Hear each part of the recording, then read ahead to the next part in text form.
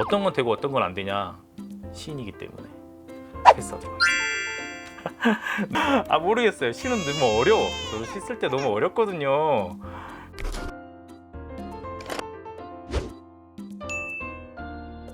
네, 더 나은 글쓰기를 약속합니다. 여기는 써드린 첨삭소입니다.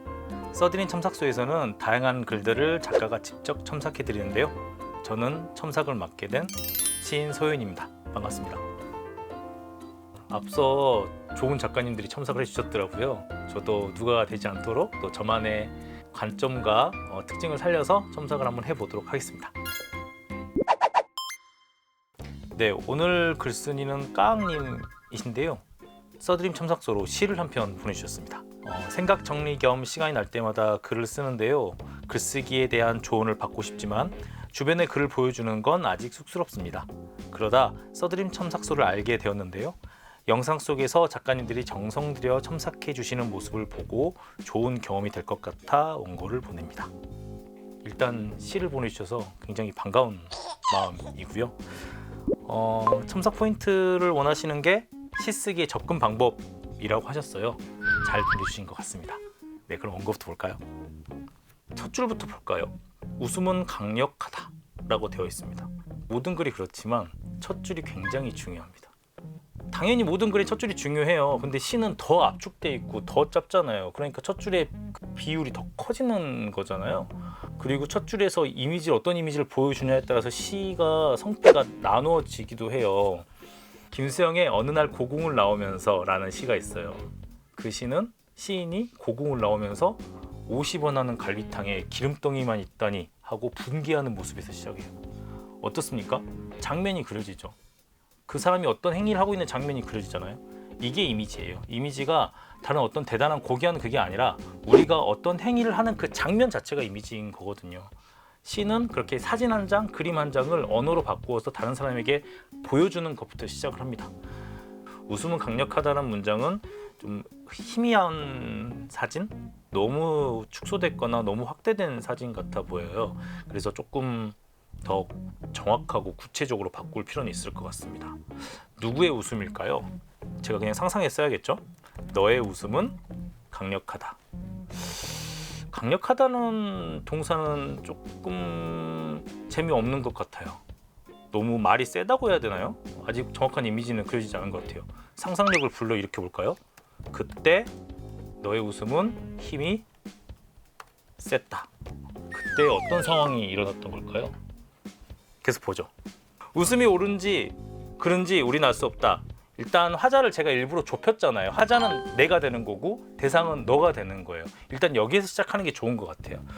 모순이라는 제목도 그렇고 웃음의 성격에 대해서 되게 과감하게 정의를 내려주는 부분이 너무 크게 느껴져요. 그러니까 너무 크면 공감할 게 많을 것 같은데 사실 그렇진 않거든요. 우리가 공감하는 거는 생활 속의 작은 이야기잖아요. 그리고 우리가 시로 잘 쓸 수 있는 것도 생활 속의 작은 이야기입니다.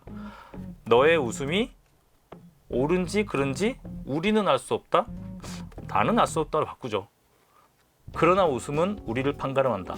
그래서 웃음은 방패이자 창이다 라고 써주셨는데 여기서 팁을 드리자면 시는 일반 산문보다는 그 논리적 귀결에서 약간은 자유로워요.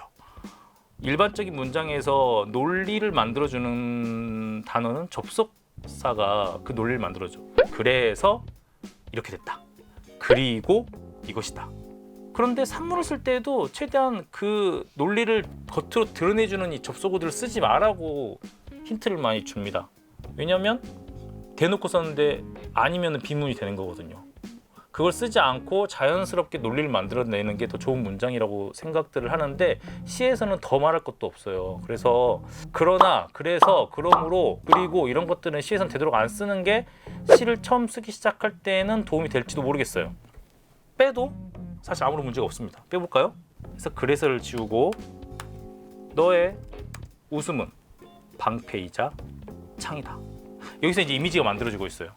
너랑 나와의 관계가 생겼죠. 너는 자꾸 웃고만 있고 나는 그 앞에서 무슨 말을 하는데 그 말이 안 되는 말인가 봐요. 모순이 있는 말인가 봐요. 왜 그럴까요? 너를 너무 사랑해서? 너가 너무 무서워서? 너가 너무 싫어서? 여러 가지 생각을 하게 되죠. 왜냐하면 너와 나의 관계가 이미지로 만들어졌기 때문이에요. 이 이미지는 뭐냐? 자꾸 웃고만 있는 너, 그 왜 웃는지 모르겠는 나 하는 이미지가 이 두 년에서 만들어진 것 같습니다. 본래 고치기 전에 C에서도 이 3년이 전체 핵심이었다고 생각이 들어요. 절대 뚫리지 않는 방패와 모든 것을 뚫는 창이 만나면 서로가 서로를 수렴한다, 이렇게 써주셨는데요. 좋았습니다. 모순이라는 제목을 풀어내서 좋았고요.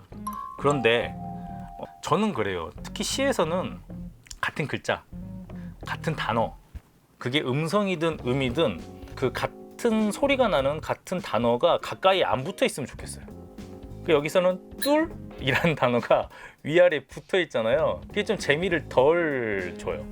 C는 짧지만 그 안에서 대단히 많은 언어를 운용하는 거기 때문에 같은 의미를 가진 다른 음성의 단어를 찾아보는 것도 그게 C 쓰는 재미이기도 해요. 그래서 뚫리지 않는 방패는 부정어잖아요. 여기를 모든 것을 막아내는 방패와 모든 것을 뚫는 창이 만나면 이라고 하면 좋을 것 같아요. 모든 것은 반복되고 있지만 이 반복은 리듬감을 만들어내는 반복이기 때문에 괜찮을 것도 같아요. 어떤 건 되고 어떤 건 안 되냐, 시인이기 때문에 패스하도록 하겠습니다. 방패와 창이 만나면 서로가 서로를 수렴한다? 이 부분은 이미지가 사실은 잘 그려지지 않는 것 같아요. 시라고 하는 거는 기본적으로 이야기예요. 내가 오랫동안 고민한 나의 내면의 이야기이기 때문에 어떤 시는 굉장히 어려울 수도 있죠. 하지만 가만히 잠잡고 보면 그 이야기가 다가오게 됩니다. 근데 시를 처음 쓴다 할 때부터 어려운 이야기를 만들어서 전달하기는 어려울 거예요. 이제 시를 쓰시기 시작했으면 쉬운 이야기를 나만의 언어로 해볼까 하고 생각하시는 게 좋겠어요. 모든 것을 막아내는 방패와 모든 것을 뚫는 창이 만나면 어떤 일이 이루어질까요? 지워버립시다. 금속들이 부딪히는 소리가 걷잡을 수 없이 퍼진다. 여긴 고칠 게 없어요. 이렇게 두겠습니다. 왜냐? 이 이미지가 너무 좋아요. 금속으로 만든 방패와 금속으로 만든 창이 부딪히면 소리가 나겠죠. 깽깽깽깽 깡깡깡깡 소리가 나고 막 불빛이 튀겠죠? 그 이미지가 그려지잖아요. 여기에 추가하면 되죠.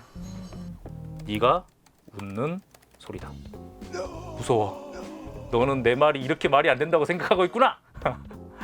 웃음소리는 나를 거부하는 방패이고 나를 찔러대는 창이구나 라고 하는 이미지가 만들어진 듯 합니다. 마지막은 그래서는 역시 재미없어요. 웃음은 강력하다 라고 끝맺음 하겠습니다. 더 좋아졌어야 됐는데 걱정이에요. 모르겠어요. 시는 너무 어려워. 저도 시 쓸 때 너무 어렵거든요. 모든 글 쓰는 분들은, 글쓴이를 포함해서 시를 쓰는 순간에 훌륭한 시인입니다. 그 훌륭한 시인이 시를 빈 문서에 한 글자 한 글자씩 적고 계실 때 그 시는 어떤 세상의 시보다 빛나는 시예요. 여러분들의 인생에서. 그게 이렇게 공개되고 조금의 도움을 받는 과정에서 고쳐지고 하는 것들은 그 추후에 일어나는 좀 옵션 같은 재밌는 일이라고 생각해 주시면 좋을 것 같아요. 그래서 서툴지만 그냥 내 이야기를 시란 형식으로 한번 써볼까?